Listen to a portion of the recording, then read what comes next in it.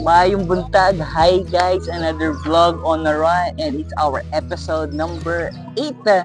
So it's been 5 months ang huli natin vlog on the run.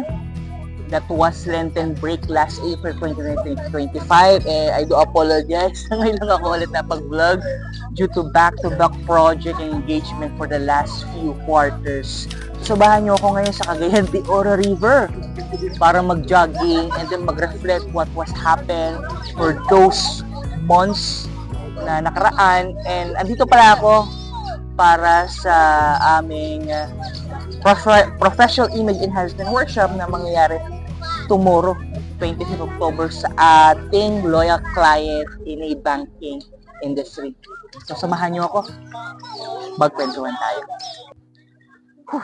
To be honest, overwhelming talaga lately for the past few months and quarters. Client expectations are very high. Sunod-sunod ang workshop na nililid ni LMS at halos walang pahinga. Sabayan pa nito ang ating mga delayed account receivables coming from the government na halos lahat is delayed.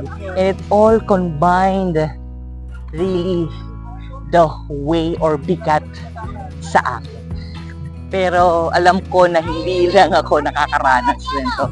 Pero sure kayo rin nakakaranas ng maraming problema, trabaho, bayarin, at expectation ng mga tao sa paligid niyo.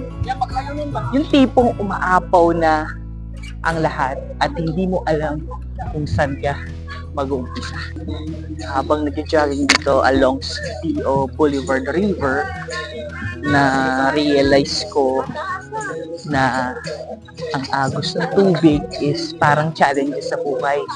Minsan, malakas ang current, minsan kalmado, hindi mo kontrolado ang daloy ng tubig, pero kontrolado mo kung paano ka lalangoy. When life gets overwhelming, slow down,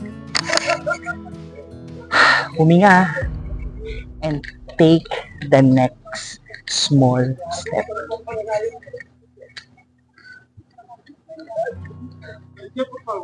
Hindi mo kailangan suluin ang lahat. You need teamwork. You need help. And trust your process.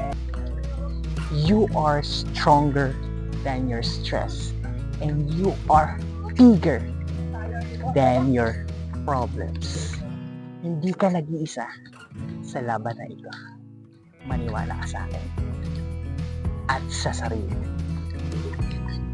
Ferdy here, your trainer next door from LMS Consultancy PH.